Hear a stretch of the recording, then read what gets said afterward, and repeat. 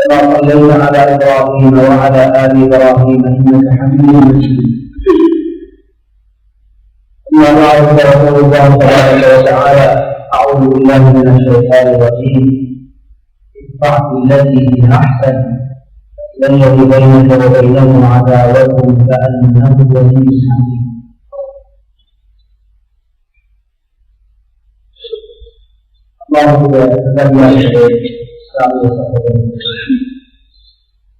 வாழ்க்கையின் எல்லா சந்தர்ப்பங்களிலும் அல்லாஹ்வை அஞ்சி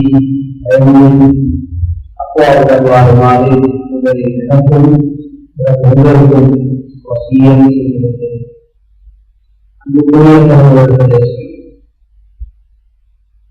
உலகத்தில் பிறக்கும் பொழுது மனிதர்கள் எல்லோரும் சமமாக பிறக்கிறார்கள்.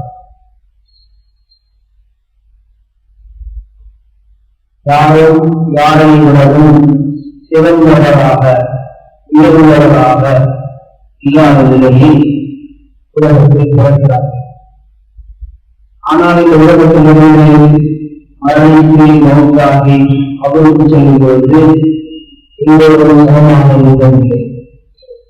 சிலர் மிக உயர்ந்த அன்னத்தை மனிதர்களிடத்திலும் அல்லாவிடத்திலும் பெற்றுக்கொண்டு மிக கண்ணியமானவர்களாக இருந்து செல்கிறார்கள். ஒவ்வொரு இடத்திலும் அவர்கள் வரவேற்கப்படுகிறார், வானத்தில் வரவேற்கப்படுகிறார், மலக்குகளால் வரவேற்கப்படுகிறார்.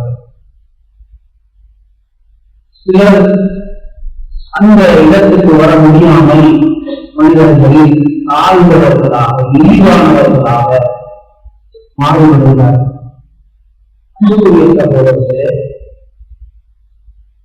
சமமாக பிறந்தவர்கள் எப்படி அவர்களில் சிலரை விட உயர்ந்தவர்களாக அந்தஸ்துக்குரியவர்களாக மாறுகிறார்கள்.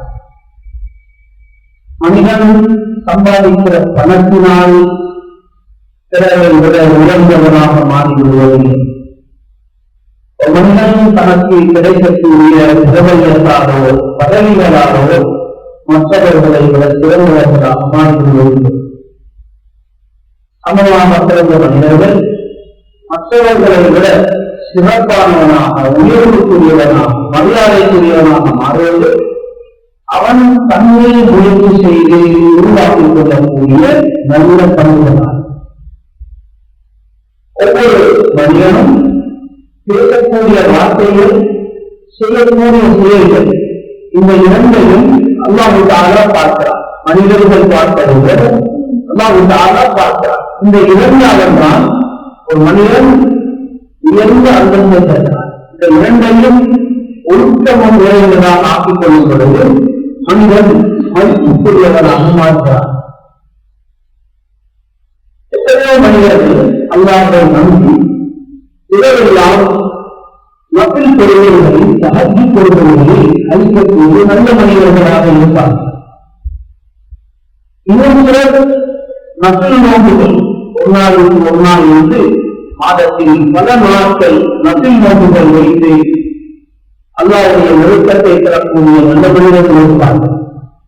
நபியுல்லாஹி ஸல்லல்லாஹு அலைஹி வஸல்லம் சொல்கிறார்கள், மனிதன் தன்னுடைய பண்புகளை அழகாக்கிக் கொண்டால், தன்னுடைய நடத்தைகளை, தன்னுடைய குணங்களை அழகாக்கிக் கொண்டால், அது பெரும் அந்த ஒன்றின் மூலமாக மட்டும் நாளெல்லாம் இரவெல்லாம் தொடரக்கூடிய பகலெல்லாம் நோன்பு வைக்கக்கூடிய மனிதர்களுடைய அந்தத்தை பிடித்து விடுவார்.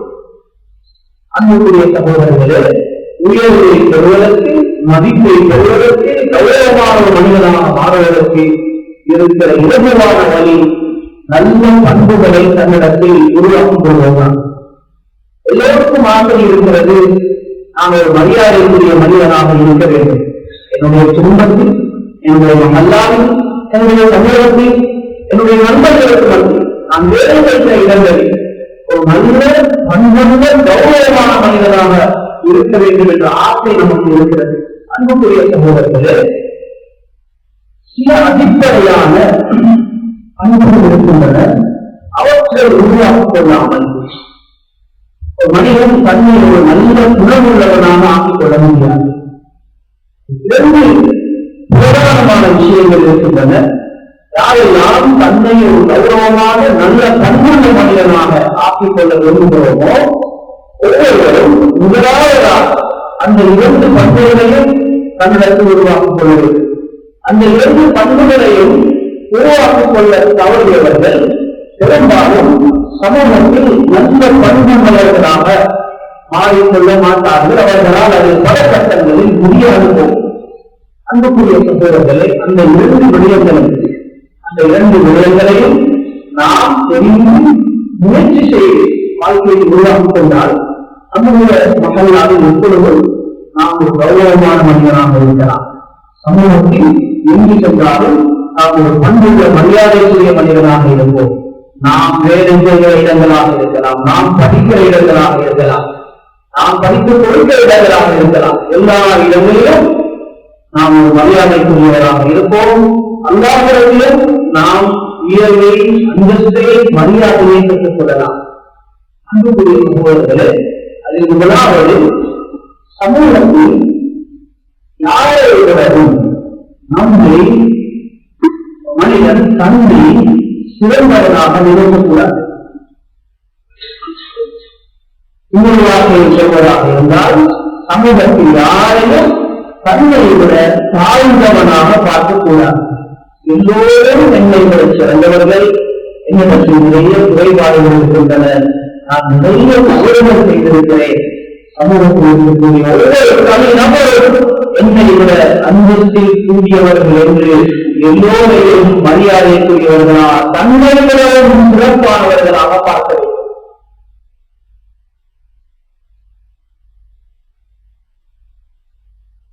நம்மில் ஒவ்வொருவருக்கும் ஒரு மஹல்லா பின்னணி இருக்கிறது. ஒரு மஹல்லாவை சேர்ந்தவராக இருக்கும், ஒரு குடும்பம் நமக்கு இருக்கிறது, நாம் வேலை செய்வதற்கு இடம் இருக்கு. அது மாதிரி நாம் விசாரித்து பார்த்தால் நம்முடைய மஹல்லாவில் எத்தனையோ பேர்களை விட நாம் சிறந்தவர்கள் என்ற முடிவை நாம் அளித்து வைத்திருக்கிறோம். என்னுடைய மஹல்லாவில் இன்னாரை விட நான் ஒரு சிறந்தவன் என்ற முடிவை நாங்கள் எடுத்து வைத்திருக்கிறோம்.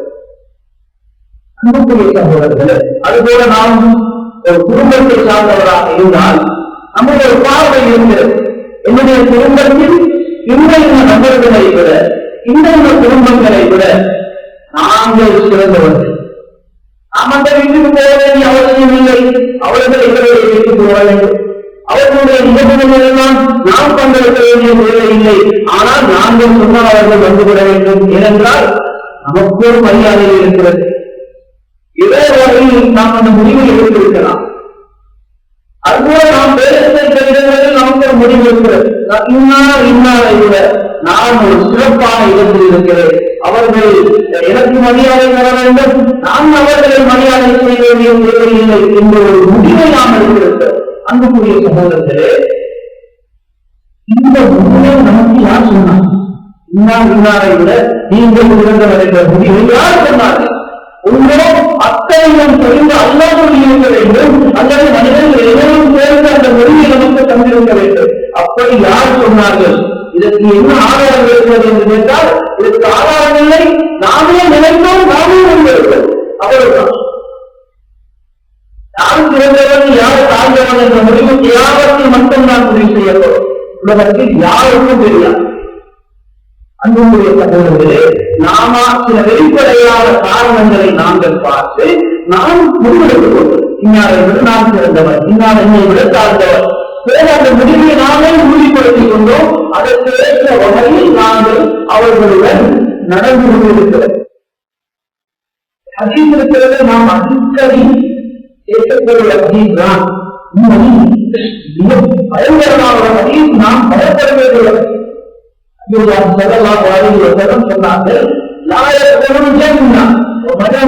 அவனுக்கு சொல்ல போகவே முடியாது. யார்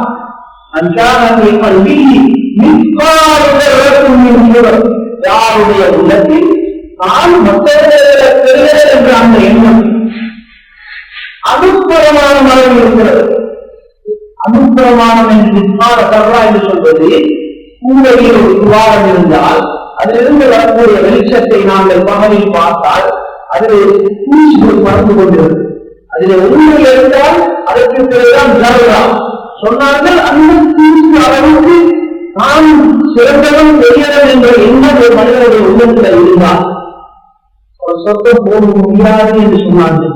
அன்புக்குரிய சகோதரர்களே, அந்த அளவு பெருமை இருந்தால் எந்த பெருமையை சொல்கிறார்? நம்ம ரொம்ப பயப்படுவது நமக்குள்ள அப்படிப்பட்ட எண்ணம் எவ்வளவு இருக்கிறது. இது மிக பயங்கரமான நோய். இந்த நோயினால் ஒரு மனிதன் பீடிக்கப்பட்டு விட்டார், அவனுடைய அமல்கள் நாசமாகும். அவன் எவ்வளவு நல்ல அமல்கள் செய்தாலும் அல்லாஹ் பாதுகாக்க வேண்டும். அல்லாஹ் இந்த ஒன்றை மட்டும் ஏற்றுக்கொள்ள மாட்டான். இந்த ஒன்றை மட்டும் அல்லாஹ்வுடன் யாரும் போட்டி போட முடியாது. பெருமை என்னுடைய இந்த நோய் ஒரு மனிதனுக்கு இருக்கிறது என்று புரிந்து கொண்டால் அவன் எனக்கு விளங்குவதால் சிகிச்சை நோய்களுக்கு மருத்துவம் செய்வது போல மருத்துவம் செய்து இந்த நோயை நாம் இல்லமலாம். அப்போது பார்த்தா இந்த நோய் நமக்குள்ள இருக்கிறது என்பதை நமக்கு தெரியும்.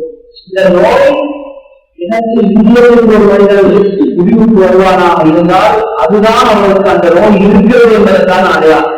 இதை சொல்லுவார்கள், எனக்கு கிடைத்த பெருமை இல்லை, நாம் யாரையும் சிறுக்காக இருக்கிறது,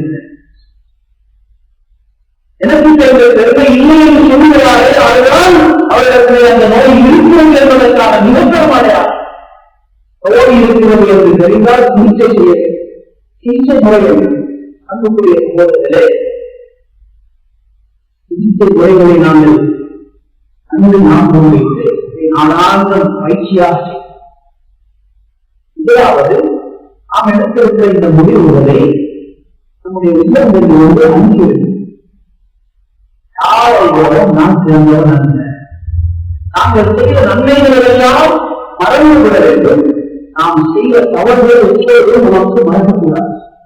நான் 10 வயது எப்படி இருந்தேன், 15 எப்படி இருந்தேன், 20 எப்படி இருந்தேன், 25 எப்படி இருந்தேன், அங்கு எப்படி இருந்தேன், இங்கு எப்படி இருந்தேன், செய்த தவறுகளை ஒரு நாளும் மறக்கக்கூடாது. அதை ஞாபகப்படுத்தி மக்கள் எவ்வளவு நல்லவர், சிறந்தவர், நான் சார்ந்தவர், இன்னாரை விட சிறந்தவராக நான் ஒரு முடிவெடுத்து வைத்திருக்கிற இந்த முடிவு பிழையானது முடிவுகளை உண்மத்திலிருந்து அழிவுகள். இதை அளித்தால் இந்த இலவாக செய்யலாம். சமூகத்தில் எந்த ஈமான் உள்ள மனிதனை கண்டாலும் முதலில் குறிப்பிட்டு கலாம் சொல்ல வேண்டும்.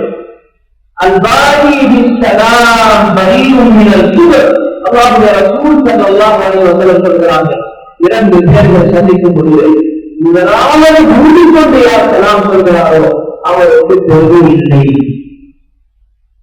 மூடிக்கொண்டு கலாம் சொல்லணும். ஆள் பார்த்து கலாம் சொல்லக்கூடாது, கலம் பார்த்து கலாம் சொல்லக்கூடாது. எல்லோருக்கும் சார் மூடிக்கொண்டு கலாம் சொல்ல வேண்டும்.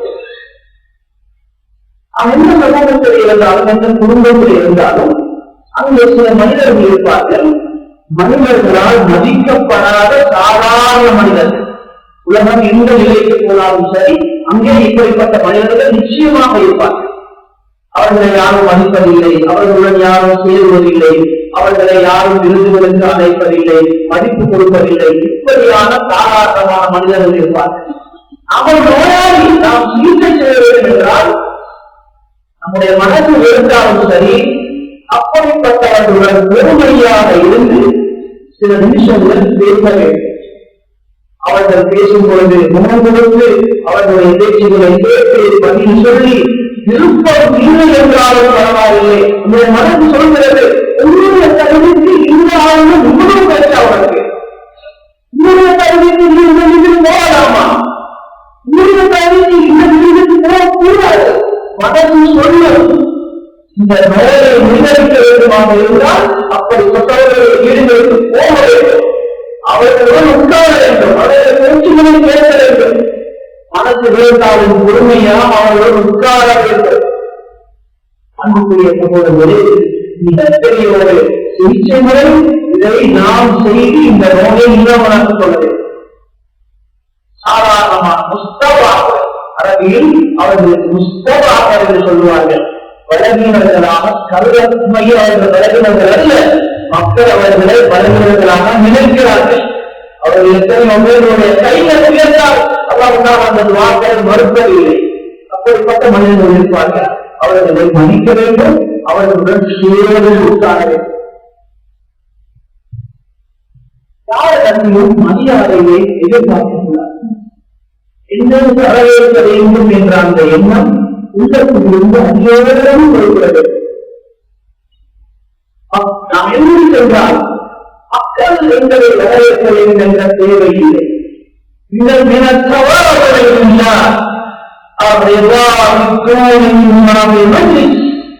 மனிதனுக்கு பணிவு இருக்கிறது என்பதற்கு அடையாளம்.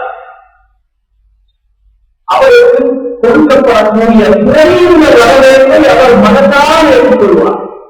ஒரு மனிதனுக்கு போனார், ஒரு சபைக்கு போனார், ஒரு வீட்டுக்கு போனார், அவர் உட்கார வேண்டிய இடத்தில் உட்கார வைக்கவில்லை. அவருக்கு பின்புறத்தை உட்கார வேண்டி வந்தது. அதற்காக யாரும் கண்டுகொள்ளவில்லை. வாழ்கள் உட்காரங்கள் என்று யாரும் அவருக்கு சொல்லவில்லை. இதை எந்த விதமான அதிருப்தியும் இல்லாமல் மனதால் அவர் எதிர்கொண்டால் அல்லாஹ்வுக்கு முன்னால் இவருக்கு பணிவு இருப்பது என்ற அடையாளம் என்ற ஹதீஸ் சொல்கிறது.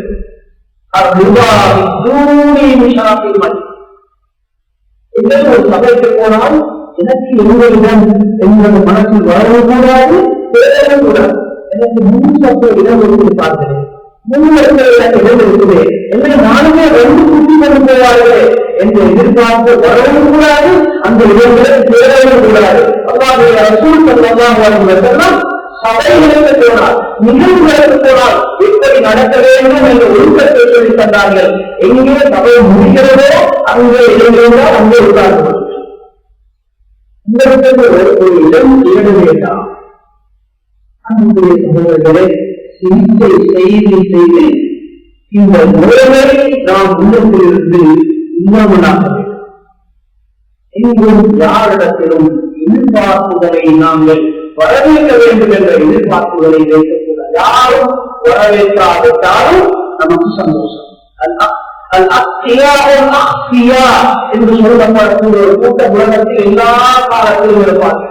மகிழ்ந்து வாழக்கூடிய தக்குவா உள்ள நல்ல மனிதர்கள், அவர்கள் நிலத்தில முத்தகீகராக தக்குவாதாரிகளாக இருப்பார்கள். மக்களுக்கு தெரியாது, மக்கள் கண்டுகொள்ள மாட்டார்கள். அன்புக்குரிய சகோதரர்களை, இந்த நோயை இல்லாமலாக்குவதற்கு தான் சிகிச்சை.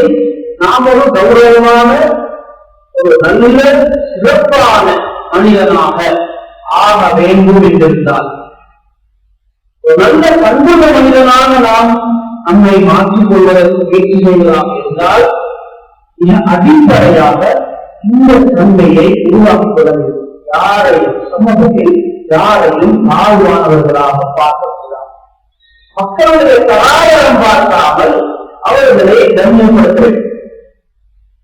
சில மக்களுடைய கலாச்சாரங்களை பார்த்து கண்ணியப்படுத்துவார்கள். சிலர் பார்த்தார்கள் பணம் இருக்கிறதா அவரை கண்ணியப்படுத்திதான் நாம் வேண்டும். பணம் இருந்தால் அவருடைய நிகழ்வுக்கு நான் குறைந்ததாக வேண்டும்.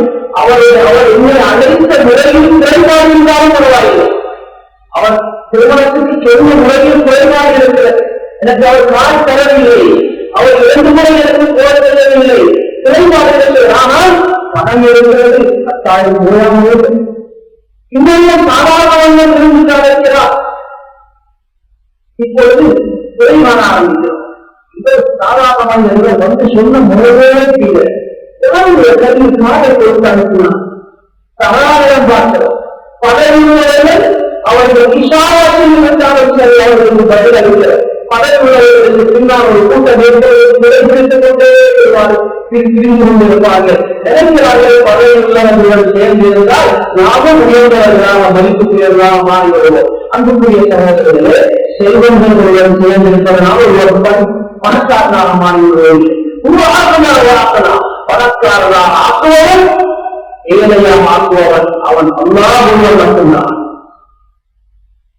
மக்களுடைய கலாச்சாரம் பார்க்காமல், சிறுவர்கள் பெரியவர்கள் ஏழை பணக்காரன் என்று பார்க்காமல் மக்களை கௌரவப்படுத்த வேண்டும். அவர்களுடைய மரியாதையை கொடுக்க வேண்டும்.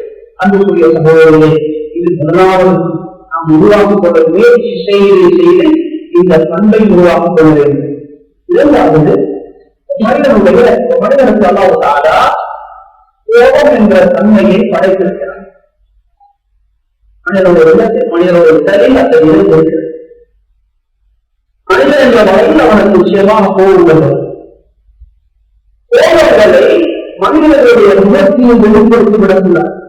கோபங்களை அடக்குகிற தன்மையை ஒரு மனிதன் உருவாக்கிக் கொள்வது. இதை உருவாக்கிக் கொள்ள தவறினால் அவர் எவ்வளவுதான் தன்னுடைய நல்ல பண்புள்ளவனாக ஆக்க நினைத்தாலும் பல கட்டத்தில் அவர் தோல்விகள் என்று விடுவார். கோபங்கள் நமக்கு சொல்கிற கோபம் வரும்போது என்ன செய்ய வேண்டும்? கோபம் வரக்கூடாது என்று தடை செய்யவில்லை மாற்றம். குர்ஆன் சொல்கிறது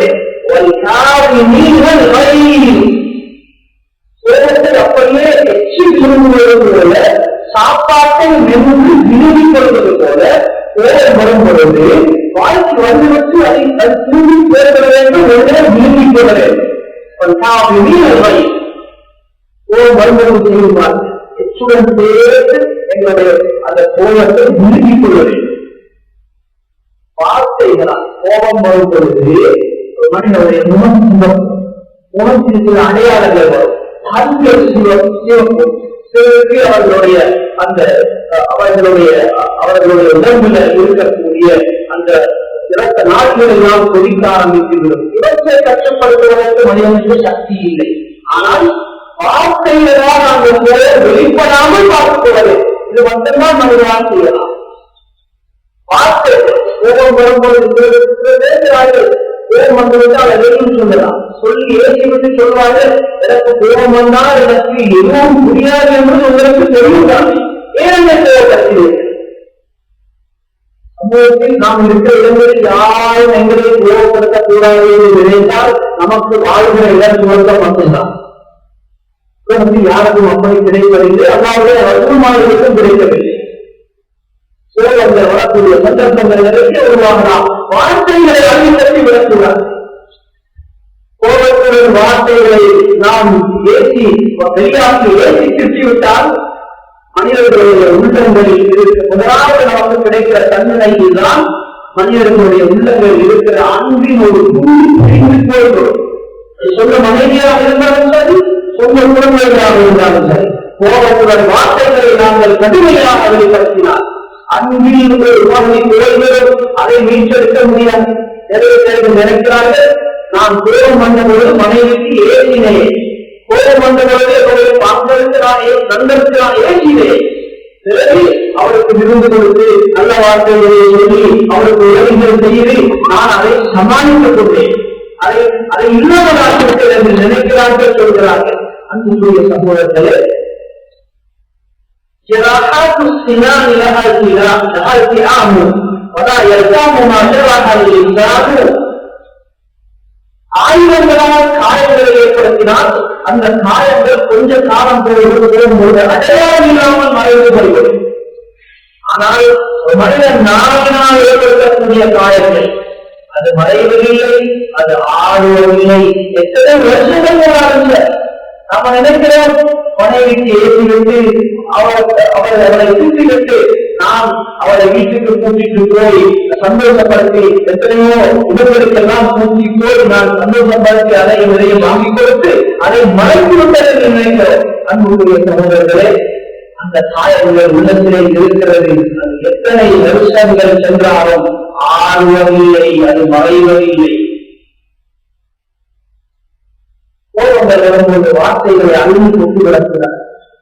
இருக்கிறது ஆச்சரியமான ஒரு புத்திமொழியை நமக்கு சொல்லித் தருகிறது. அஹ்பிப் ஹபீபக அவுனம்மா அக்காயில் யகூன பரீத கோபம்மா. நீங்கள் யாரையும் நேசிப்பதாக இருந்தால் அங்கங்களுக்கு சிலருக்கு நேசம் வந்துவிட்டால் அளவு காட்டி விடுவார்கள். இந்த ரகசியங்களை எல்லாம் நம்மளுக்கு சொல்லி விடுவார்கள். என்னுடைய எதுவும் நான் உனக்கு எதையும் மறைப்பதில்லை, என்னுடைய எல்லா விஷயங்களும் உனக்கு தெரிய வேண்டும், நீதான் எனக்கு கடைசி வரைக்கும் மரணம் வரைக்கும் நீதான் என்று அத்தனையும் சொல்லிவிடுவார்கள். வேண்டாம், யாரை நினைத்தாலும் அதனுடன் இருந்து கொள்ளுங்கள். அக்கா ஐயம்மா காரணம், நீ யாரை நேசிக்கிறாயோ அதே மனிதன் ஒரு நாளைக்கு உங்களுடைய எதிரியாக மாறலாம். எதிரியாக மாநிலத்தை பின்னால் பார்த்தால் என்னுடைய ரகசியம் அத்தனையும் தெரியும். ரகசியத்தை எத்தனை அளிக்கலாம். யாருடன் கோபம் வந்தால் நிதானமாக கோபம் அளவுடன் அந்த கோபத்தை வெளிப்படுத்திக் கொள்ளுங்கள். நீங்கள் அளவு அவர்கள் பொழுது அச்சா எப்போதாம்மா ஏதோ ஒரு நாள் அந்த மனிதன் உங்களுடைய தேசத்துக்குரிய மனிதனாக மாறலாம். முயற்சிகளையும் சித்தினால் ஏற்றினார் பார்த்தால் அவர்தான் தன்னுடைய மாமனார் ஆறுராஜா இல்லையா, அவர்தான் தன்னுடைய மருமகன், அவர்தான் தன்னுடைய சம்பந்தி, அவர்தான் தன்னுடைய எதிராக வியாபார நண்பராக வாழ்கிறார். எத்தனையோ சட்டங்கள் தலைமுடிய வேண்டியவர்கள் அவர்கள் மயக்கமில்லை. இவருக்கும் நினைவு வருகிறது, அவருக்கும் அந்த வார்த்தைகள் நினைவு வருகிறது. வரும்பொழுதெல்லாம் அவர்கள் விரும்பிக் கொள்கிறார். அன்புக்குரிய சம்பவத்திலே கோபங்கள் வரும்பொழுது கட்டுப்படுத்திக் கொள்ளக்கூடிய நன்மையை ஏற்படுத்திக் கொள்ள வேண்டும். நான் கோபத்தை வார்த்தைகளால் வெளிப்படுத்தி விடாமல் கட்டுப்படுத்திக் கொள்கிறார்களோ அவர்கள் தான் உயர்வான சிறப்புக்குரிய மனிதனுடைய மனிதர்கள். ஞானி நம்முடைய பாவத்தை உறுதி சொல்கிறார். நீங்கள் எப்பொழுதும் யாரையும் உங்களுடைய நண்பராக திரும்பி பழகுவதற்கு சேர்த்துக் கொள்வதாக இருந்தால் உடனடியாக முடிவெடுத்து விட வேண்டாம். அவரை ஏதாவது செய்து கொஞ்சம் உபயோகப்படுத்துவார்கள். அவருக்கு கோபம் நேரத்தில் நீங்கள் வாழ்ந்த நியாயமாக பேசுகிறார், நியாயமாக நடக்கிறார். கோபம் வந்தவர்கள் நியாயமாக பேசுகிறார், நியாயமாக நடக்கிறார் என்றால் அவரை நீங்கள் தாராளமாக அவர்களுடைய நண்பராக, கூட்டாளியாக, உங்களுடைய குடும்ப உறுப்பினராக நீங்கள் சேர்த்துக் கொள்ளலாம். அப்படி இல்லை, கோபம் வந்த நேரத்தில் நிதானம் தவறுகிறார், பேச்சு நிர்வாகமாக இருக்கிறது என்றால் அந்த நேரத்திலேயே அவரை நீங்கள் ஒதுக்கி தவிர்த்து நீங்கள் ஒதுக்கிக் கொள்ளுங்கள். அவருடைய நட்பை நீங்கள் அறிந்து கொள்ளுங்கள் என்று சொல்கிறார். மனிதன் எவ்வளவு நல்லவன், எவ்வளவு நியாயமானவன் என்பதை கோபங்கள் கோபம் வரும்பொழுது நாம் சரியாக புரிந்து விடலாம். கோபங்களை ஏற்படக்கூடிய இடங்களில் விழாக்களாக, வைபவங்களாக இருக்கலாம், மஸ்ஜிதாக இருக்கலாம், சட நெரிசல்கள் ஏற்படக்கூடிய இடங்கள், வாகன நெரிசல்கள் ஏற்படக்கூடிய இடங்கள், இந்த இடங்களில் எல்லாம் பலவொரு முட்டாள்தனமாக நடக்கக்கூடியவர்கள், தப்பாக நடக்கக்கூடியவர்கள், மனநிலையும் செய்யக்கூடியவர்கள், கவலையில்லாமல் செய்துவிடக்கூடியவர்களால் நமக்கு கோபங்கள் வரலாம். அவசரப்பட்ட கோபங்களை நாம் வெளிப்படுத்திவிடக்கூடிய கோபங்களை விடுவதை சொல்கிறது. யாராவது உங்களுடன் தப்பாக பேசினால் அல்லது தப்பாக நடந்தால் உங்களுடைய பணி எப்படி இருக்க வேண்டும் என்றால், நீங்கள் தேடுங்கள், அவர் செய்வதை விட சிறப்பான வழியில் நீங்கள் பதில் சொல்ல வேண்டும். தேடி பார்த்து என்ன வழியில் பதில் சொல்லலாம். ஒரு குற்றம் சுமத்தப்படக்கூடிய நிலைகளுக்கு வரும்பொழுது அவர் கைவிட்டு விடலாம். இப்பொழுது இவர் எனக்கு இழந்து போகிறார். நாம் அந்த நேரத்தில் அவர்களுக்கு கொடுக்கக்கூடிய அந்த பதில் மறுமொழி இது சிறப்பானதா. நாம் கைவிடுத்தி அவருடைய இறுதியை கட்டி அவரை பாராட்டி நாம் மன்னிப்பு கேட்டால் அந்த மனிதனுடைய உள்ளத்தில் இதெல்லாம் உணவு கேட்டவர்கள் நாம் ஒரு தாழ்ந்தவர் என்ற அந்த எண்ணம் ஒன்றுவாக ஆரம்பித்தது. அன்புக்குரிய சம்பளம் நம்முடைய மனம் சில பொழுது மறதியாக தப்பாக நடந்து கொள்ளலாம். மனிதர்களை ஒரு மக்கள் செய்கிற அந்த காரியங்களுக்கு நீங்கள் கூலி கொடுக்காமல் அதை அப்படியே மறந்து மதிப்பு. அன்புக்குரிய சம்பவங்களே, கடல் நெருக்கத்தில் ஏற்படக்கூடிய இடங்கள், பிரச்சனைகளுக்குரிய கட்டங்கள், வாகன நெருக்கம் ஏற்படக்கூடிய கட்டங்கள், அதாவது நெருக்கடியாக இருக்கக்கூடிய நிலைகள், இப்படியான கட்டங்களில் மனிதன் இயல்பாக கோபங்கள் வரலாம். அந்த கோபங்களை வார்த்தைகளால் வெளிப்படுத்தி விடாமல் அப்படியே வென்று திரும்பிக்கொண்டு இந்த இரண்டு பண்புகளை நாம் ஏற்படுத்திக் கொண்டால் அன்புக்குரிய சமூகத்திலே அதற்கு மேலால் நாம் விரும்புகிற நல்ல குணங்களை நம்மிடத்தில் ஏற்படுத்திக் கொள்ளலாம். இந்த இரண்டையும் நாங்கள் தவறிவிட்டால் எத்தனையோ கட்டங்களில் நாம் நினைத்தாலும் நல்ல பண்புள்ளவர்களாக மாற முடியாத நிலை உண்டாகும். அல்லாஹ்விடமும் உயர்வையும் அன்பையும் மக்களும் நம்மை நேசிப்பார்கள். எங்களுடன் யாரும் நண்பர்களாக இருப்பதில்லை, எங்களுடன் யாரும் சேர்வதில்லை. ஆனால் இந்த இரண்டு நம்மிடத்தில் இருக்கும். நாம நல்ல பண்புள்ள மனிதனாக இருப்பதற்கு அது தடையாக இருக்கும். மக்கள் நம்முடன் சேர்வதில்லை. அன்புக்குரிய சமூகத்திலே இதுவெல்லாம் தானாக வருவதில்லை. நாம் முயற்சி செய்து உருவாக்கிக் கொண்டால் இந்த பண்புகளுக்குரியவர்களாக நாம் மாறுவோம். அல்லாஹ் தஆலா நம் அனைவரையும் உயர்ந்த பண்புள்ள மனிதர்களாக ஆக்கி வைப்பார்.